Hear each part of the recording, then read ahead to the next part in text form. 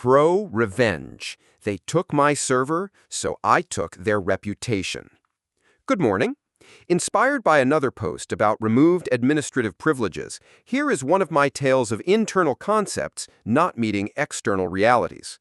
I was working remotely for a European-based manufacturer of, at least in my division, high-end broadcast processing equipment. They also made other professional equipment, but this area was the highest end and by far the most technically demanding. It was very niche, very configuration dependent, and so forth. We had a great technical staff and developers in Europe, and we had a great relationship being a group of technology enthusiasts who could discuss IP ranges and capacitor values for hours. The United States office simply took orders over there.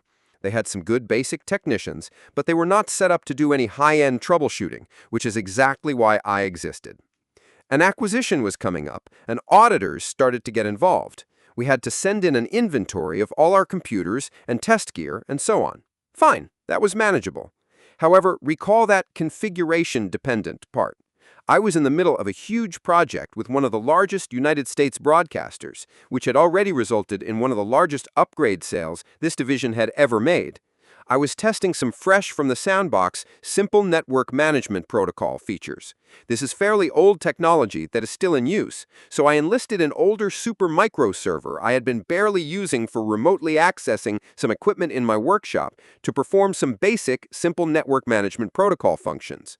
This ensured these new features did not disrupt anything before I put them on air at over 50 stations. Things were working well with the tests. I would receive a new revision first thing in the morning, work on it a bit, and send it off to my technical contact at the network, which was his morning. It was not terribly difficult, but it was quite niche, and it was one reason I worked for this company. No one in North America fully understood what this was. So, auditors were involved, and the North American office, which only takes orders, saw this Supermicro server on the inventory list, and it was the end of the world. Why was there a server out in the field? Why did I need so much test equipment? Who approved this? And so on. My first couple of replies were disregarded because no one understood what I was talking about technically, while simultaneously realizing this was a major account that would significantly impact their bonuses if another substantial sale came through. They were trying to save face and cover for their technicians by suggesting that perhaps I could bring them up to speed on the project before we did anything drastic. I simply replied to his email with the tracking information again and mentioned that I had suggested this 3 times now. 25 minutes later, I received an anxious phone call from the head technician at the United States headquarters. He and his superior, the decision-maker, had just received a very pleasant call from my contact's boss at the network. They were thrilled with the service so far, as I had a great relationship with them at this point, and they were excited that having someone else check these updates would allow me to be on site more, with big future plans and so forth. He was wondering who is going to do this work now. Now this comes up? I simply reiterated that I had brought this up 3 times, so clearly this decision was well informed, and they knew best. Now there was full-blown panic at the United States headquarters.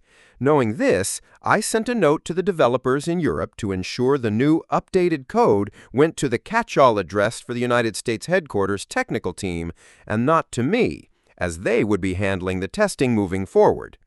This had the desired effect, because now the head of development in Europe was on the phone with the decision-maker in the United States, inquiring about who they had recently hired without approval to have these in-house resources now. By the time the United Parcel Service pickup was supposed to happen, somehow retrieving this old server was no longer the highest priority. In fact, I never heard about the server again. Top comments. Comment. I enjoyed this more than I expected I would. The, "Oh wow, thank you for taking this off my hands" approach is a great way to handle malicious compliance. Answer. The overly friendly "thank you so much" letter was the cherry on top.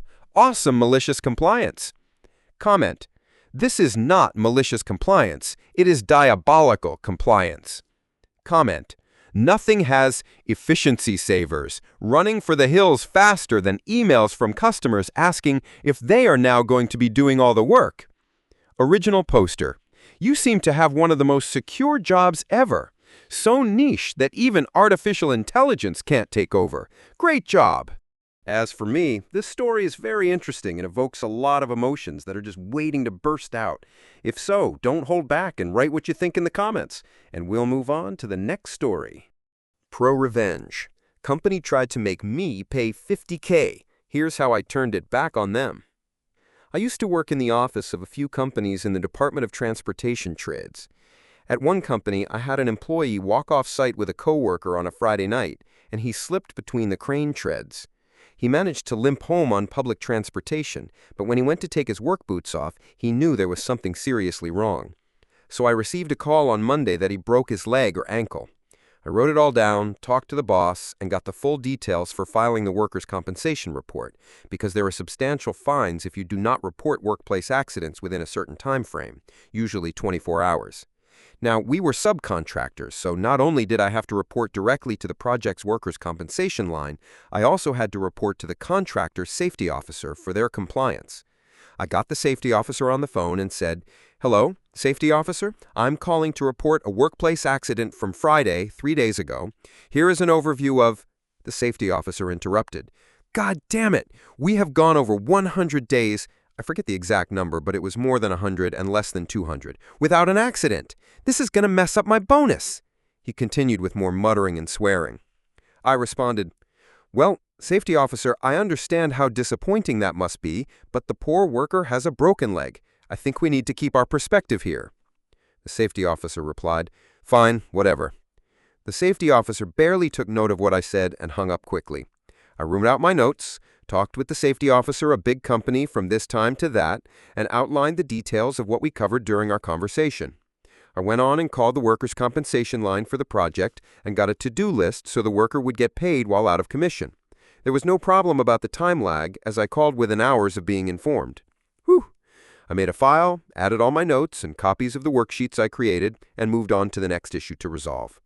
It was a good thing I did all that because about a month later, Big Guy from Big Company called me up and tried to tell me that they received a substantial fine because of us, and per the contract, we were responsible for something outrageous, like $50,000. I didn't even inform my boss at that point.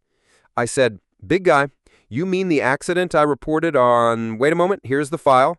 "On Monday, within an hour of being told? I spoke with the safety officer for 8 minutes, and we covered these details. Oh, he did mention being upset about losing his safety bonus." Silence. I continued, "Are you sure you want to pull out contracts about reporting standards? I would be happy to include my notes of all that I did that day and have followed up on." Big Guy replied, "No, that is fine. I've got it from my end." Well, Big Guy, have a great rest of your day then.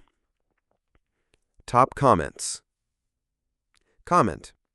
That was less malicious compliance and more like meticulous compliance. Good job protecting that worker's health and rights and covering your employer. I hope they recognize you for covering their ass with good notes, too. Comment. T's and I's are great, but the magic letters are cover your ass. Comment. This story reminds me of the time I got called to an accident that was so bizarre I thought my coworkers were pranking me. I was a newly promoted salaried manager at a big box retailer. As the manager on duty, I was called to the toy department for an accident involving a customer. A little old lady said she picked up a box off the shelf, lost her balance, and dropped the box on her head. She complained of minor pain but did not want to go to the hospital. I might have been new at this company, but I was a military veteran, and I had plenty of management experience with other companies. I completed the paperwork, took extremely detailed notes, followed up with every associate involved, and did everything by the book. I filed my report with the insurance company and did not hear a word for almost 3 years. In my state, you have 3 years before the statute of limitations expires to file a lawsuit. 1 week before that, her lawyers notified ours that she was suing us for her medical bills of over $100,000 and for $250,000 for damages, pain, and suffering. I was required to attend a deposition. Our attorney told me what was going to happen, but I had been involved with these before. The deposition was a joke, as they knew they had no case. I absolutely embarrassed their junior attorney. They did not expect me to remember anything, but since I took such detailed and copious notes about everything, I was able to shred them. I asked our attorney what the hell they were bothering for, and he told me it is a common tactic to wait as long as possible. The odds are good that people will be gone, paperwork and reports will be lost, and any information and evidence will be forgotten or misplaced. Our attorney said they would then offer to settle for $100,000 or $150,000 and hope we take it to avoid wasting time, money, and energy in court. I asked what would happen if they did, and he said we would tell them that is not happening, and we will see them in court. He added that they had one of their investigators look into this woman since she was also suing 2 other retailers for accidents, and their firm was also representing those stores. They found proof she was a con artist and made her living doing this. She had filed lawsuits in over a dozen states over the past 10 years, all for pretty much the same injury. They planned to submit all this to the district attorney and have her charged for fraud. A few weeks later, I was informed that the case had been dropped and that charges had been filed against her. The law firm representing her got hit with sanctions and fines for filing a frivolous suit. She was later convicted for fraud, but due to her age, she only got probation and some hefty fines. Comment. And the aftermath? Did nothing happen afterward? Did the safety officer get reprimanded? Did you have to pay the $50,000? Are you out of a job? What happened? Author. No, we did not pay the ridiculous fine. Big Company was responsible for that one because of their incompetent safety officer. Big Guy is still running his big company and still a jerk 20 years later. The worker was upset because he was one of those do not worry, be happy folks who had a casual approach to employment, often failing to show up several days a week. However, when he did show up, he was a good worker and he helped the company meet federal minority employment standards. He thought his workers' compensation payment should be based on his hourly rate at 40 hours. However, I went back over a year's pay records, and his average actual hours were something like 25. But it's an insurance form on a federal project. You report facts, not wishes. The company I worked for went bankrupt about 6 months later because the previous administrator failed to submit reports and legal fees ate up the profits. There were some colorful moments, though, while I was along for the ride. If you like the story, subscribe to the Sneaky Pigeon channel to get more cool and interesting stories. And if you want to support us even more, like the video, write a comment, and turn on the bell to receive notifications about the latest videos. See you in the next videos. Bye-bye.